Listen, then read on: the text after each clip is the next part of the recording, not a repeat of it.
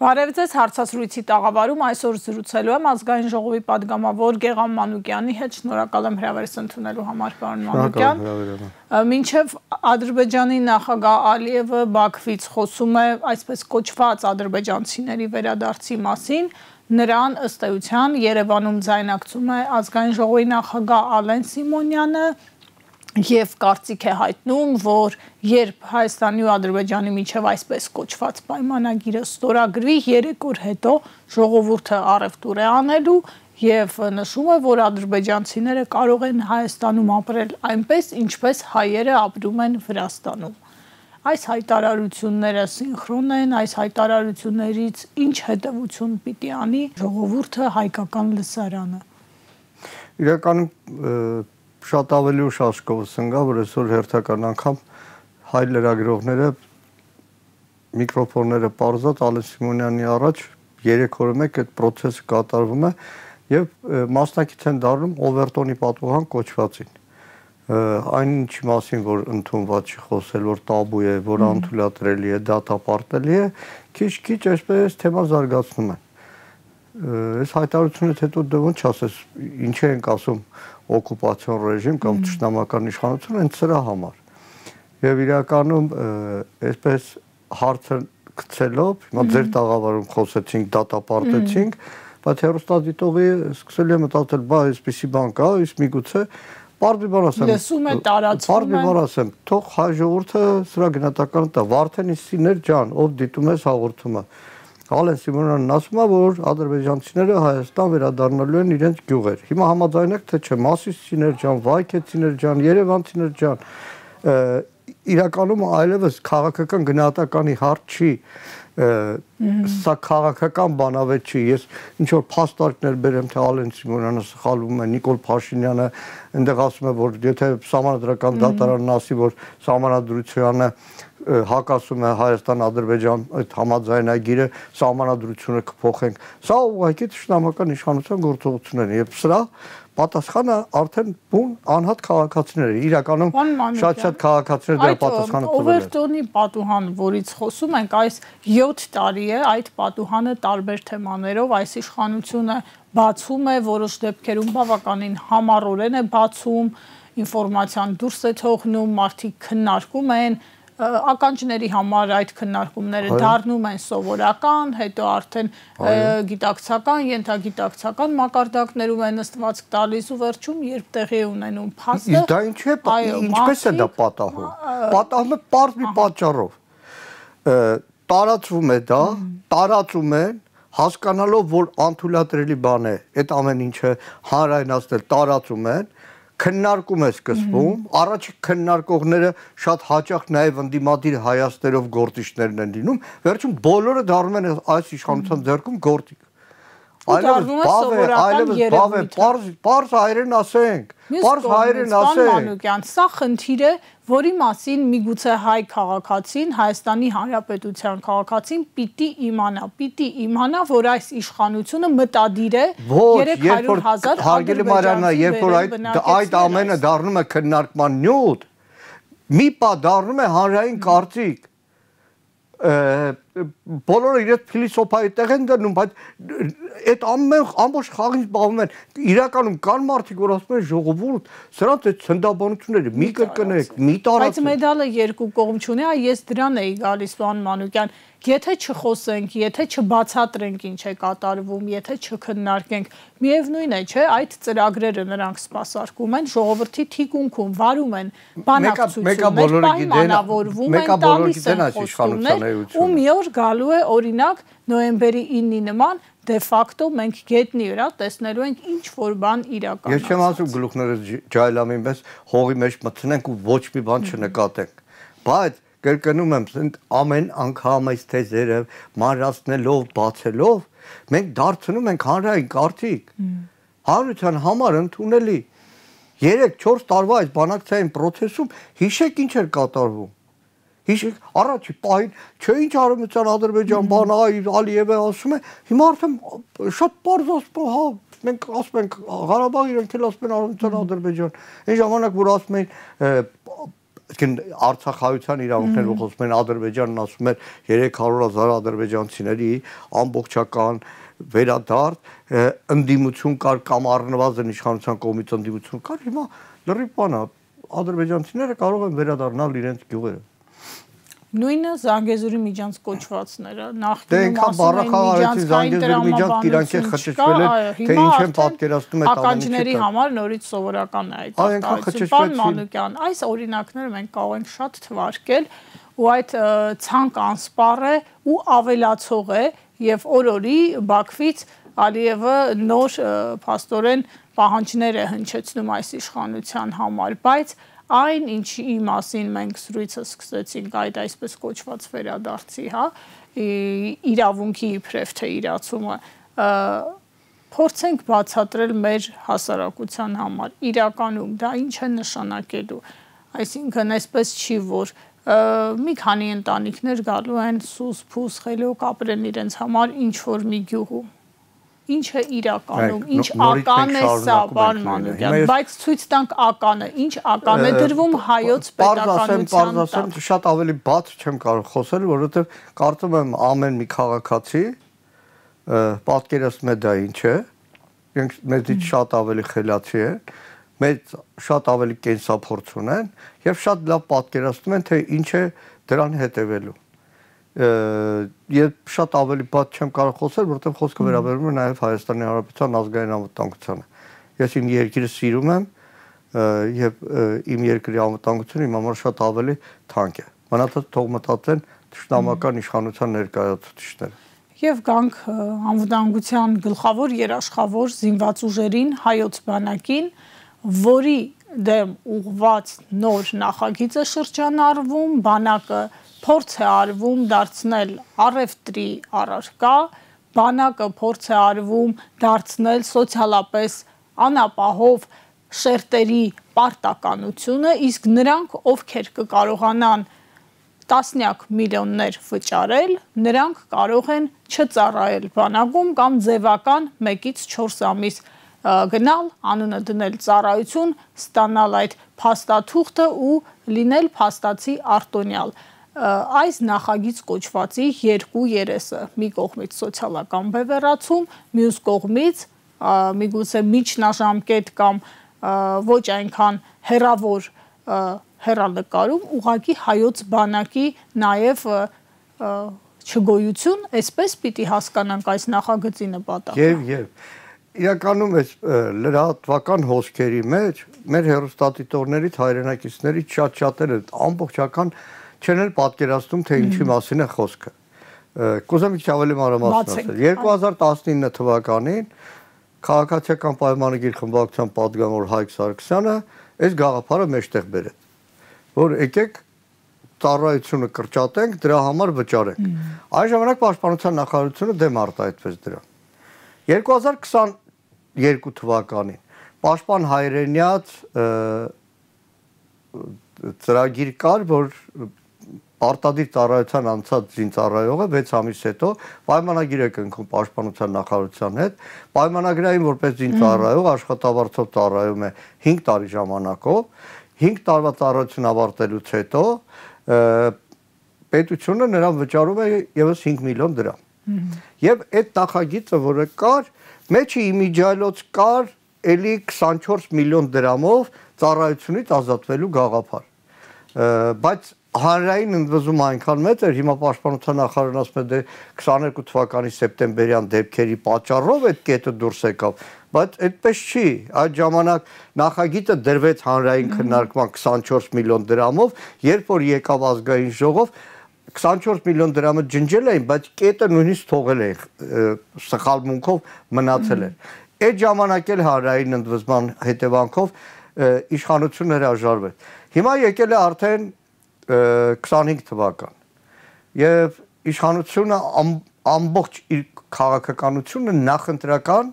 ժողովրդահաճո ինչ որ գաղափարներով է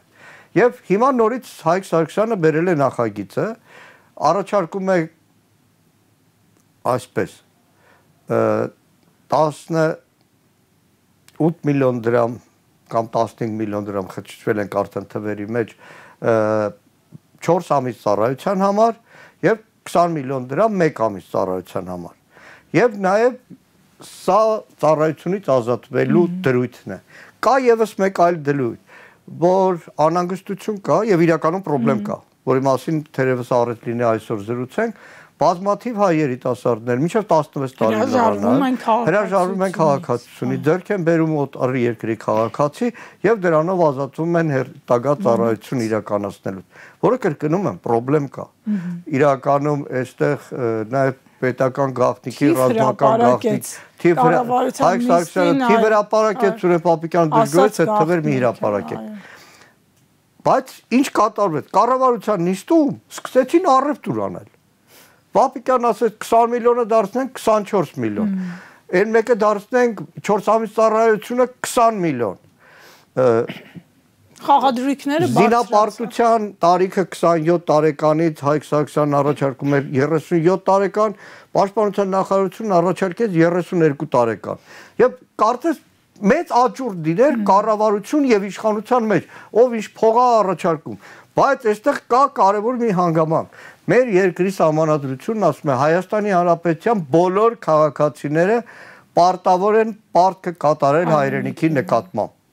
Այնտեղ բացառություն, հիվանդություն եւ այլն։ Սա մի կետ։ Երկրորդ,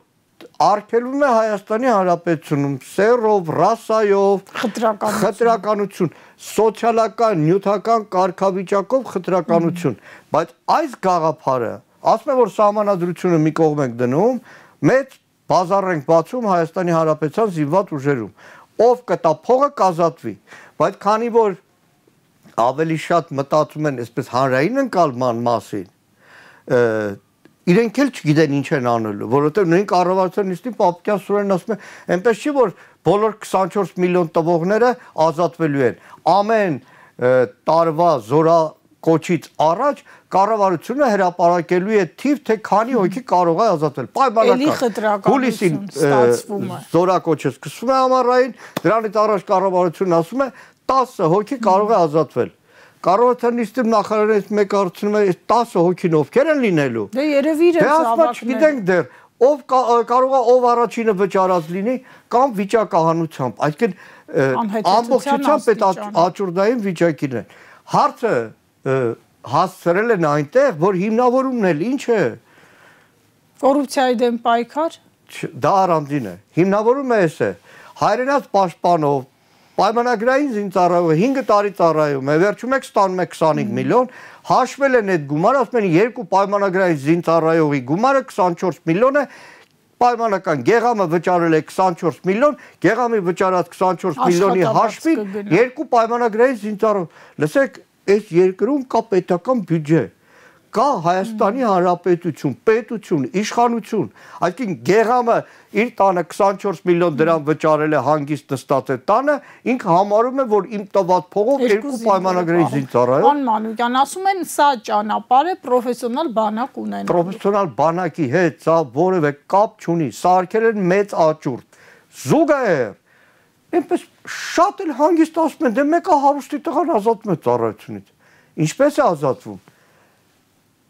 Առողջապահական հարցերով կաշառքով է ազատվում, 1, կրթությունով, որ էլիտ արկետումից հետո պետք է ծառայե, չի ծառայում, 2, ընտանեկան կարգավիճակ, նշանակում է հիմա փողով ազատվողներ կան, բայց առավոտ գիշեր ուր են ճամարտակում, այն նախկիների ժամանակ վատ էր, հիմա տեսեք ինչ բանակ է։ Խնդիրը հոգեբանական, հասարակական մտքի հեղափոխության մեջ է։ Մարդը պետք է արդյոք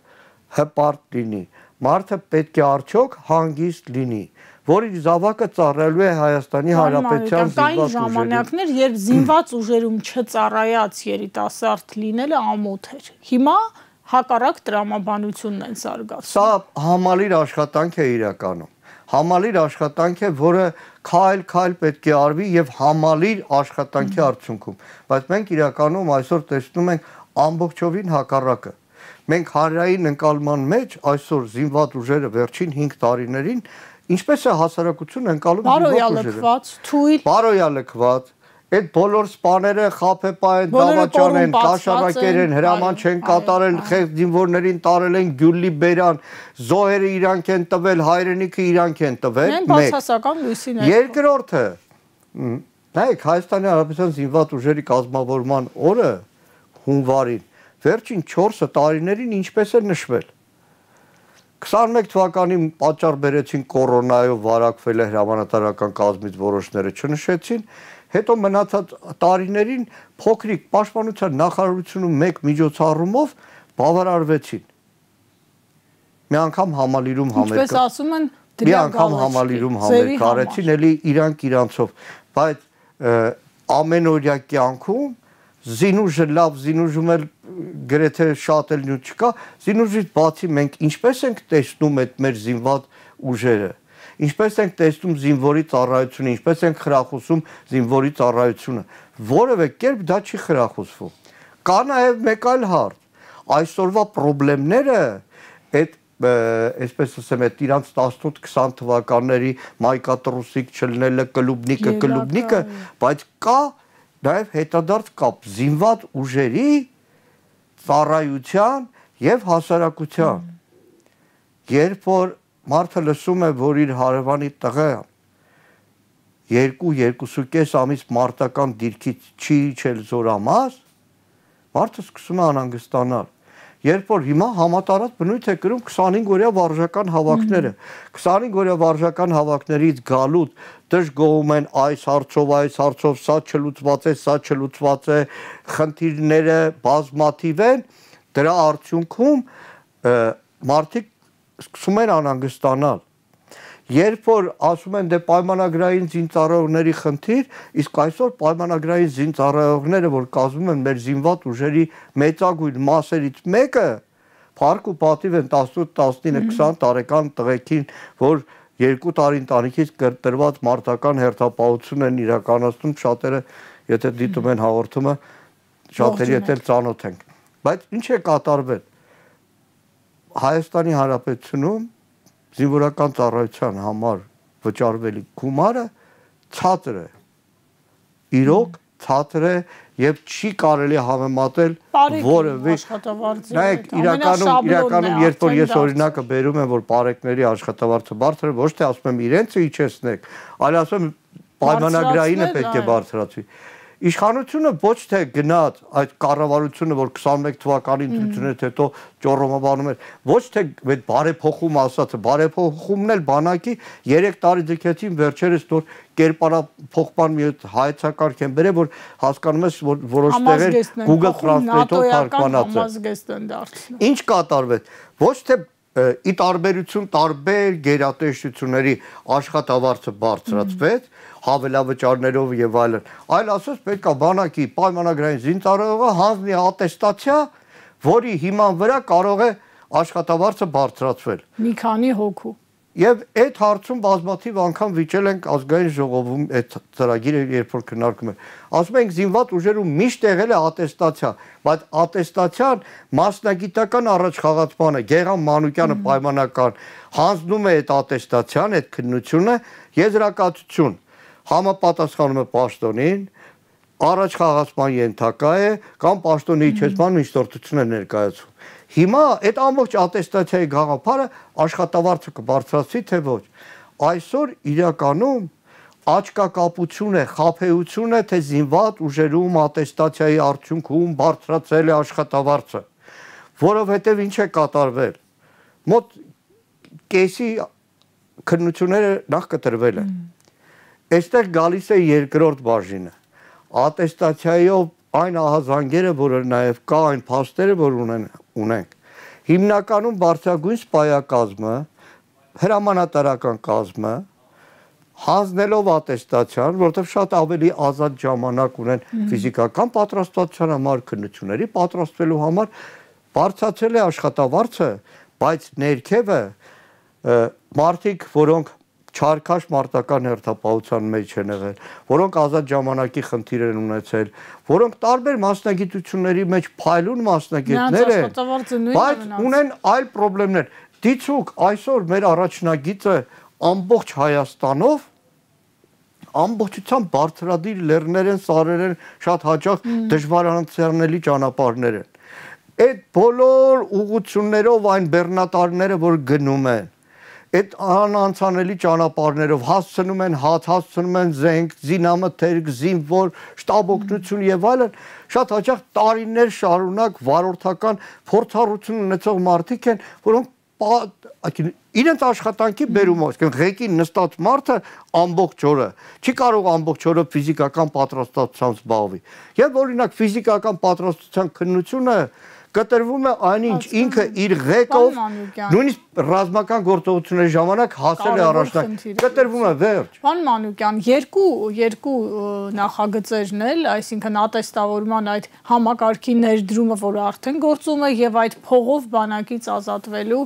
կամ ծառայած համարվելու նախաձեռնությունը խորքում մասնագետները դիտարկում են որպես Բաքվի պահանջ առ այն, որ Հայաստանը զինված ուժեր չպետք է ունենա։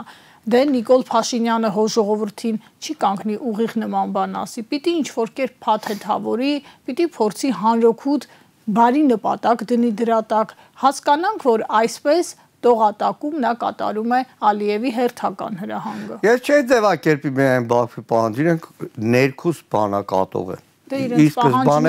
բանակատող են եւ բանակ չգնահատող են եւ այն ամբողջ փարիսեցությունը, որը եղել է իշխանության մոտ բանակի մասին մտածել, այդ ավելի շատ ինքնագովազդն է, հայտի սու 30-ներից սկսած վերջացրած շաբաթը մեկ ինչ որ պոստեր գնալը ընտանիքով եւ այլն։ Եվ չծառայած իշխանավորների քանակով իդեպ։ Հա, իդեպ այդ չծառայելու հետ կապված, երբ որ ասում եմ հանրային մթնոլորտի փոփոխություն, մի քանի ամիս առաջ օրինակ Պապիկյան Սուրենը հայտարարեց, որ պետք է լյուստրացիա, թե Հայաստանի պաշտոնյաների որոնց զավակները չեն ծառայել բանակում, եւ ասեց անուն առանուն, մինչեւ հիմա անուն առանուն չի հրապարակել։ Փոխարենը նույն կառավարության նիստում, երբ որ Պապիկյան Սուրենը բացատրում է, որ 32 տարին առաջարկում, որ կեղծ գիտնականներ առաջ չգան, Արարատ Միրզոյանն ասեց, պարոն Պապիկյան, ինչի համար 32 տարին Սուրեն Պապիկյանն էլ Արարատ Միրզոյանին ասեց, որ որպեսի կեղծ գիտնականներ առաջ չգան։ Բայց այդտեղ մոռացա մի կարևոր բան ասել,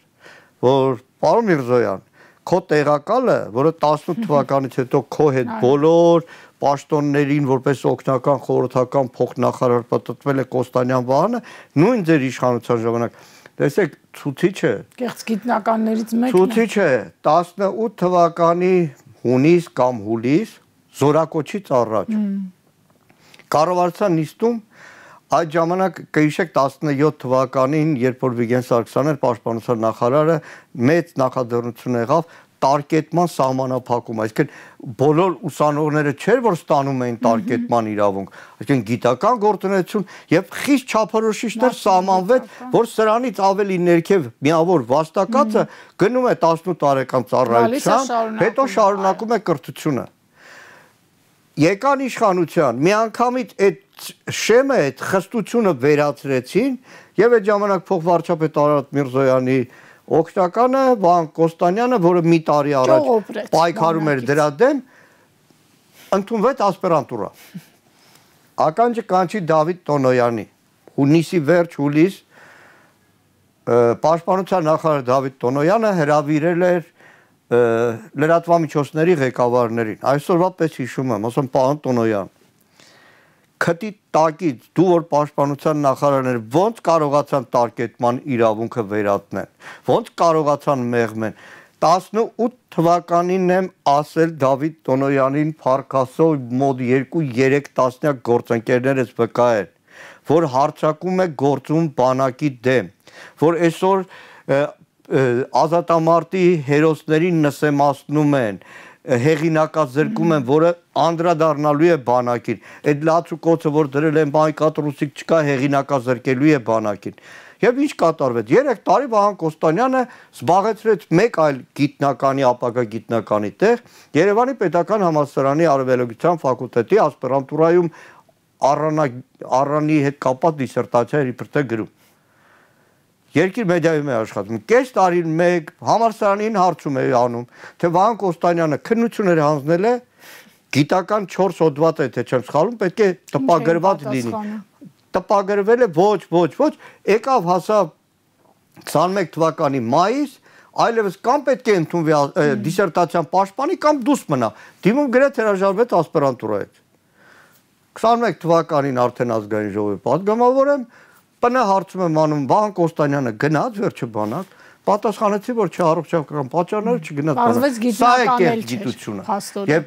լյուստրացիան, երբ որ Սուրեն Պապիկյանն ասում է, ես չեմ բացառում եւ վստահաբար միշտ տարիներ շարունակ այդ բժշկական կեղծ տեղեկանքներով եւ այլն եղել են, բայց եկեք սկսենք ուրեմն սահմանափակումները, եթե ասում ենք կոռուպցիան վերացնելուց սկսենք, եթե ասում ենք, որ համատարած այդ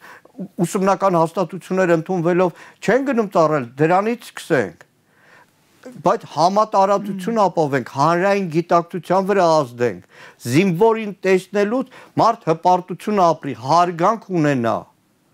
եւ այդ հանրային գիտակցությունը իր ազդեցությունը խստացնենք օրենքները, այսինքն այդ գիտությունների տեխնացու մեկնացու եւ որ հետո դառնում են պետական պաշտոնյա զինված ուժերում չծառայեն, փոխենք օրենքը, համաձայն են փոխենք օրենքը, պետական պաշտոն չի կարող զբաղեցնել ցանկացած մեկը, որը առողջական, գիտական, կրթական պատճառներով զինված ուժերում չի ծառայել։ Եվ իրականում բանակում բարեփոխումն է պետք, որ այն խնդիրները, որի մասին շատ հաճախ չես կարողանում ոչ չի ասում իդեալական է ամեն բան չես կարող բարձրաձայնել, որովհետև իրոք անվտանգության խնդիրն է, բայց փակնիստերում պաշտպանության նախարարի հետ, գլխավոր շտաբի հետ ժամերով այդ կռիվը, վեճը իրար համոզել է, իրար բացատրել է, որովհետև զինված ուժերը դա բոլորիս որպես զավակն է, որպես սեփականություն է։ Մեկի ընտանիքից չկա զինծառայող, ապա բարեկամի ընտանիքից պարտադիր կլինի։ Մի օրինակ պատմեմ։ Երկիր մեդիան գտնվում է Նարդոս Չարենց փողոցների վրա, որտեղ անիվներ են ծախում։ Բոլոր խանութները անիվների գիտեն, որ հին անիվները մաշված Երկիր մեդիայում հավաքվում են։ Հսկայական քանակությամբ հավաքվում են։ Զանգում էի որևէ զորամաս, ասում են մեքենան ուղարկեք, մեքենան գալիս էր։ Մենք մեր աշխատողներով ենք բարձում։ Բայց գիտեք ինչ էի անում։ Մենք սկզբից բարձում են բանակ չծառայացները։ Ու բոլորը գիտեն, որ սկզբից բարձում են բանակ չծառայացները։ Ինքը շատ փոքր օրինակ է, բայց այդպես հազարավոր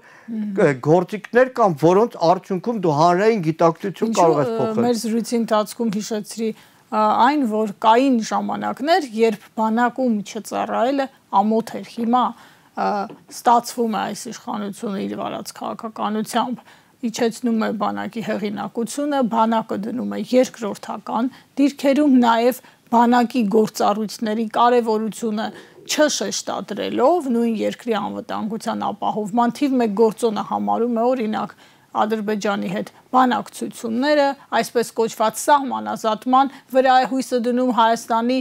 օկուպացված տարածքների հետ բերումը եւ ադրբեջանական զինուժի հեռացումը եւ ոչ թե զինված ուժերի ու զինված ուժերը հայտնվում են լուսանցքում։ Այլ գիտեք ինչն է, ավելի շատ ձևն են սիրում, քան բովանդակությունը։ Նույն պայմանագրային զինծառայողների շրջանում, հատկապես սահմանամերձ շրջաններում, որտեղ մարդը եւ այգի է մշակում, եւ դաշտն է մշակում, եւ իրականացնում է ծառայությունը, Եկին պարզ աշխատանքային բան, գլխավոր շտաբ պետ Իրամանով ասել էր մինչև ժամը 18:00 պետք է մնաք զորամասում։ Որ չհասցնի մյուս աշխատանք։ Բայց խնդիրը այդ մարդու համար։ Խնդիրը այդ մարդու համար։ Այսինքն, այսպես ասեմ, այնպես էլ չի, որ մեր մարդկային ռեսուրսը ծովացավալ է, հերթեր են գոյացել զինկոմիսարիատներով պաշտպանության նախարարության դիմաց գնան պայմանագրային զինծառայող դառնան։ Այսինքն փոքր քայլերով ամեն ինչ անում են, որպեսզի բանակը չլինի գրավիչ, պայմանագրային ծառայությունը չլինի գրավիչ, փողով փաստորեն ծառայության վկայական գնելը լինի արտոնություն եւ հասարակական դիրքի ընդգծում։ Դա էլ է խաբեություն։ Այնպես չի, որ հիմա բոլորը պայմանական ասեմ, այն հայրերը, որ 24 միլիոն դրամ ունեն, ասում են վերջ տղես ազատվեց։ Չէ, դրանց մեջ էլ լինելու են ազատվողներ, չազատվողներ։ 10-ից 1-ը ում բախտը կբերի։ Եվ նաեւ կա եւս մի ուրիշ սոցիալական վտանգ։ հասարակական արդարության վտանգ։ Պատկերացրեք։ Բայց ներողություն դա էին գալիս վերականգնեն, չէ՞։ Արդարության վերականգնումը։ Դա ամբողջությամբ փլուզել են այդ Նիկոլ Փաշինյանի թեզը, որ աղքատությունը մեր գլուխներում է, ուղեղներում է։ Այսինքն ավելի ծայրահեղ, այսպես ասեմ, լիբերալ, ֆաշիստական մոտեցում քո հայրենակցի նկատմամբ, որը տարբեր պատճառներով այսօր գահավիժած ներքև է սոցիալական, դու այդ հայրենակցին ոչ թե ասում ես ձեռք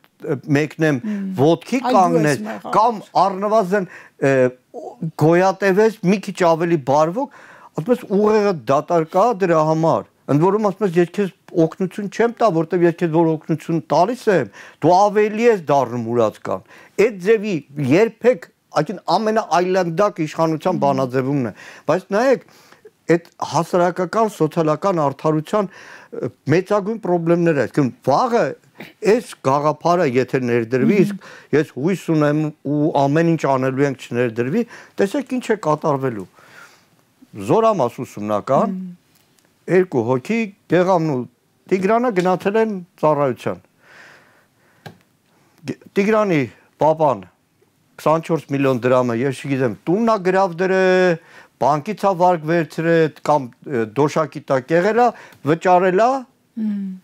Տիգրանը ծառայել է 1 ամիս։ Այն մեկինն էլ 20 միլիոն դրամ են վճարել 4 ամիս, այս մեկի պապան ոչ տուն է կարացել գրավ դնի։ Նա կծառայի 2 տարի։ Եվ 3-ով ուսումնական զորամասում են։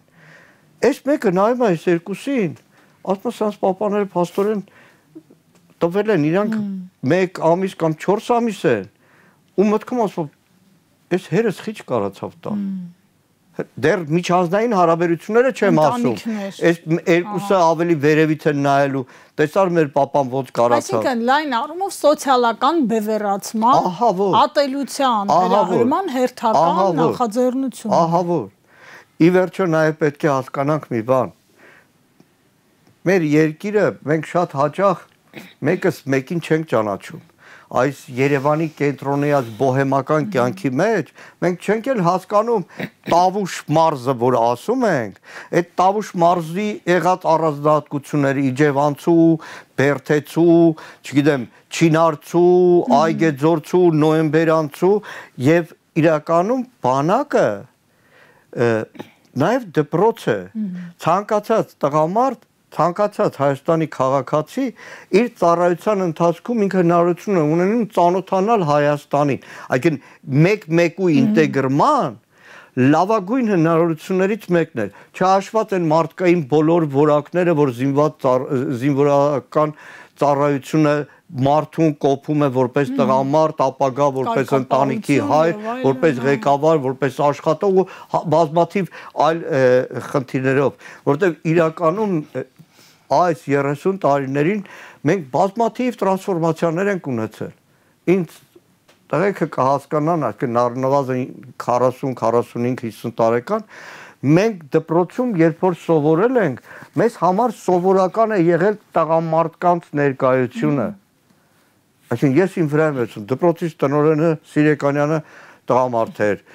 պատմություն էր դասավանդում, Ընկեր Թերզյանը անգլերեն էր դասավանդում, Ընկեր Հակոբյանը ֆիզկուլտ էր դասավանդում, Արայիկը աշխատանք էր դասավանդում, այսինքն որպես տղամարդ, այդ բոլոր տղամարդկանց հետ դու շփվում էիր դպրոցում։ Մեկը դիտողություն կաներ, մեկը, չգիտեմ, ականջիցդ կարող է քաշեր, մեկը ծնող կանչեր, բայց դու այդ քո ձևավորման փուլում դու արդեն այլ տղամարդկանց հետ բացի քո հորից հարաբերվելու մի ամբողջ դպրոց էր անցնում մինչև 18 տարեկան որ գնում էր ենթադրենք գնացել եմ Գերմանիա ծառայության իմ ստարշինա ենթադրենք ստարշինան երբ որ իմ հետ հարաբերվում եմ միգուցե մի հատ էլ դիտողություն անում այդ խորտ չի բայց մենք այսօր խնդրեմ ունենք դպրոցում տղամարդ ուսուցիչների ծավալը այնքան քիչ է որ երեխան տղան մինչև 18 տարեկան կամ իր տարեկիցների հետ է շփվում, կամ միայն տանը հոր հետ, ինքը այլ տղամարդկանց հետ մի քիչ ծայրահեղացնում է, բայց ի վերջո մինչև 18 տարեկան նրա երկրորդ կենսագործունեության տարածքը դպրոցն է։ Դպրոցում ինքը գրեթե տղամարդու հետ չի շփվում։ Դրա համար են նաև միջանցքային խնդիրները։ Նաև խնդրեմ ուրիշ կա։ Խնդրեմն ուրիշ կա, այսօր մարտական հերթապահության լուրջ խնդիր ունենք։ Ռեսուրս։ Լուրջ խնդիր ունենք։ Ահա որ։ Դե ասում են ռեսուրսն էլ է ավելանալ, օրինակ 1 ամսով կարող է ավելանալ։ Ծիծաղելի է իհարկե։ Այսօր բառացի, այսօր մեր Արտուր Խաչատրյանը բերում է օրինակ 25 օրյա վարժական հավաքի։ Կուրսեցին, որը ժամանակին ֆիզիկայի ֆակուլտետն ավարտել, ժամանակ ռազմագիտության ամբիոներ կային, կաֆեդրաներ։ Եվ սովետաշեն նաև հավաքեր 94 թվական։ Հիվանդացել է, նաև չի գնացել, հիմա 25 օրյա վարժական հավաքի տարել է։ Մարդը երբեք զենքի հետ շփում չի ունեցել, բայց նաև հիմա հրամանատարական ինչ որ պաշտոն պետք է զբաղեցնի։ 7 օր պետք է այդ ուսումնական ծրագիրը լինի եւ մնացած 10 օր, 15 օրը մարտական հերթապահություն պատկերացնում եք այդ նույն 25 օրյա վարժական հավաքներն էլ իրենց խնդիրներն ունեն։ Այսինքն իմիտացիա է, պարոն Մանուկյան, եթե լայն վերցնում ենք այդ հարթությունը եւ կոնկրետ նպատակաուղղված քաղաքականությունը, շատ հաճախ այն ավերները, որ բերել են մեր երկրին, դրա արդյունքում, դրա հետևանքով այն չարաբաստիկ հասարակական ընկալումները ահռելի աշխատանք են պահանջում, ոչ այս ձևով ահռելի աշխատանք են պահանջում, որպեսզի հնարավոր լինի այս ամենը սայլանիվը շուռ տալ նորից հակառակ ուղղությամբ, նորից վերադարձվի հպարտությունը, նորից վերադարձվի արժանապատվությունը, վերադարձվի մարդունակությունը, այդ ամեն ինչը վերադարձվելու համար։ Եվ ժամանակ է պետք։ Ցավոք սրտի, այո, բայց նաև վստահ եմ եւ ներքին ռեսուրսները, եւ այն ներուժը, որ մենք ունենք, եւ այն փորձառությունը, որ եղել է, եւ այն արժե համակարգը, որ եղել է, եւ այն հերոսական անցյալը, որ եղել է, այս ամեն ինչը շատ արագ դրա կոնսոլիդացիան, դրա համախմբումը հնարավոր է իր արդյունքը տա։ Լավատեսական մտքով ավարտենք մեր այսօրվա եթերը։ Շնորհակալ եմ վերլուծության համար։ Ես առիթից օգտվելով շնորհակալություն եմ հայտնում հենց հիմա մարտական հերթապահություն իրականացնող Հայաստանի Հանրապետության զինված ուժերում ծառայող բոլոր մեր զինվորների, ծնողներին եւ առաջին հերթին զինվորներին։ Ձեզ համբերություն, ուժ կորով իմացեք, որ ձեր տղեկը ամենակարևոր հերոսներն են։ Հայաստանի Հանրապետության ամենամեծ հերոսները հենց իրենք են եւ ոչ թե ինչպես է իշխանությունը կարծում հարկ վճարող։ Շնորհակալություն։ Հարցազրույցին սպասեք վաղը։